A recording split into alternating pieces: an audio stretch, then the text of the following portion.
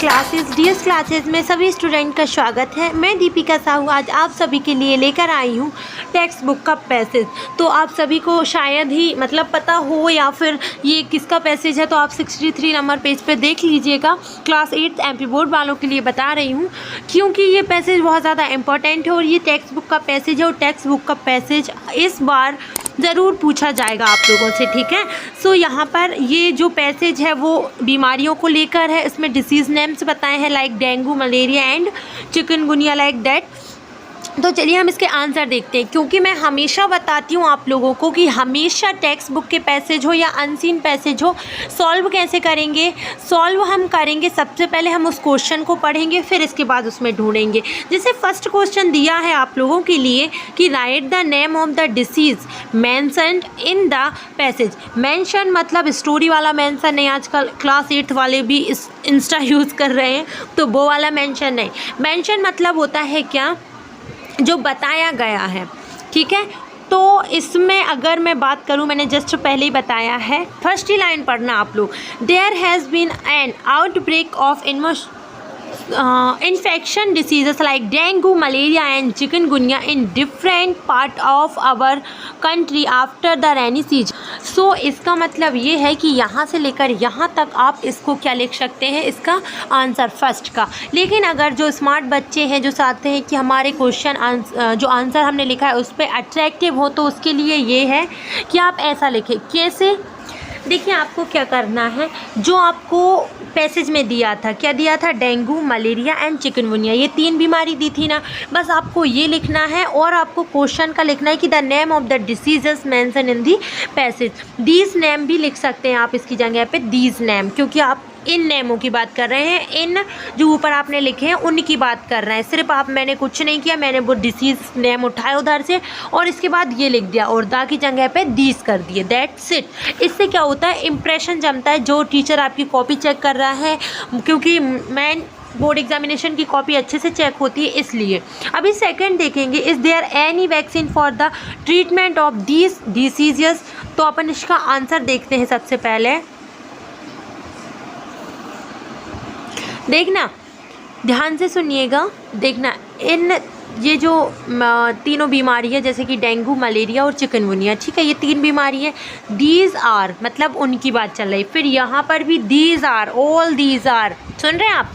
तो देखिए all these diseases start with fever, ये स्टार्ट होती only a doctor after laboratory investigation can, cut गया 1 minute, diagnose these diseases and there is no vaccine available all these diseases। इन 3 बीमारी के लिए कोई भी वैक्सीन नहीं है। तो आपको क्या करना है, सिर्फ यही लिखना है कि there is no vaccine available for all the treatment of the diseases। यहाँ पर कोई भी वैक्सीन का ट्रीटमेंट अवेलेबल नहीं है, ठीक है। मैंने कुछ नहीं किया, सिर्फ लिखा है कि there is no vaccine available. ये यहाँ से लेकर यहाँ तक लिख दीजिए। ऑल दीज डिसीजेस में नहीं समझ में आ रहा है तो यहाँ से यहाँ तक लिख दीजिए, आंसर ख़त्म हो जाएगा। What should we do if we have fever. आप आपकी बुक में ज़रूर देखना एक बार। देखिए, we can avoid this disease by, 1 minute, हमें क्या करना चाहिए अगर हमें फीवर हो तो।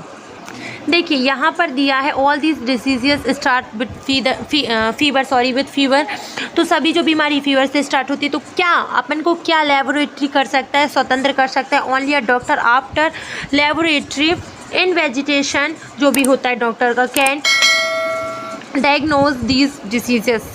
क्या कर सकता है, सिर्फ डॉक्टर ही कर सकता है। तो यहाँ से लेकर सिर्फ आप यहाँ तक कीजिए और एक्स्ट्रा मत लिखना कि there is no vaccine available for all these diseases, ऐसा नहीं लिखना है। सिर्फ जितना पूछा है आपको उतना ही आंसर देना है, बस कुछ नहीं करना है। सिर्फ आपको ये लिखना है available for, there is no vaccine available for all these treatments of these diseases, सिर्फ इतना लिखना है आपको, जो कि पूरा क्वेश्चन में दिया है, ठीक है। अभी आपको लिखना है क्या, आपको उन्होंने दिया है कि write down some preventive measure to avoid this diseases. आपको कुछ मेज़रमेंट करना है जिससे कि आप इन कि यहाँ पर प्रिवेंटिव मतलब कि सतर्कता से है कि आप बचत के लिए क्या क्या करेंगे, अपनी सुरक्षा के लिए क्या क्या चीज़ें अपनाएंगे। तो यहाँ पर जो है ये पूरे पॉइंट दिए हैं, ध्यान से देख लेना, और ये पूरे पॉइंट इसका आंसर है। तो आप धीरे से ये पूरे 5-6 पॉइंट जितने दिए यहाँ तक लिख लीजिएगा।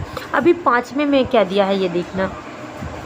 5वें में फर्स्ट में दिया है कि rearrange the jumbled letter given below to make words. आपको इन सभी चीज़ों के वर्ड्स बनाने हैं। तो फर्स्ट में ये दिया है SEDIASES दिया है, यही दिया है ना।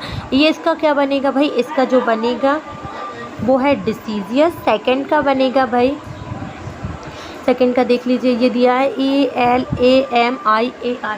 इसमें जिसको भी दिक्कत होती है कि इतना सारा पैसेज हम ढूंढे कैसे, शब्द काउंट कर लो। 3 बार A दिया है, 1 बार M दिया है। जिस शब्द में 3 बार A आ रहा है उन शब्द को एक बार फिर से देख लो, समझ में आ जाएगा कि कहाँ A आए, कौन सा वर्ड है। तो ये है मलेरिया। मलेरिया में 3 बार A आता है, ये देखिए, है ना। अभी चौथा कुछ आपको दिया है, सॉरी मैं उसको कैप्चर नहीं कर पाई। उसमें दिया है क्या, AIDRN, तो वो है ड्रेन भाई। मैंने आंसर लिख दिया है, सॉरी मेरे गलती से मेरा कैप्चर नहीं हो पाया। और लास्ट में दिया है VEFER, तो वो हो गया फीवर। देखिए ये था एक टेक्स्ट पैसेज, और हाँ आप इसे अनसीन पैसेज भी समझ सकते हैं। तो पैसेज को सॉल्व करने का ये एकमात्र तरीका था कि कैसे मेन बोर्ड एग्जामिनेशन में जल्दी से जल्दी पैसेज को सॉल्व करें। ठीक है, जल्दी ही टाइम टेबल भी डलने वाला है। जिस बच्चे को चाहिए प्लीज़ कमेंट कर दीजिएगा, जल्दी से जल्दी डल जाएगा। ठीक है, थैंक यू फॉर हमारे टीम को, हमारे चैनल को सपोर्ट करते रहिए। और जो भी चीज़ें आपको चाहिए है, let me tell in the comment section. आपको कमेंट करना है, दैट्स इट, और कुछ भी नहीं करना है। तो जाइए कमेंट कीजिए, बताइए कि आपको किस चीज़ की नीड है।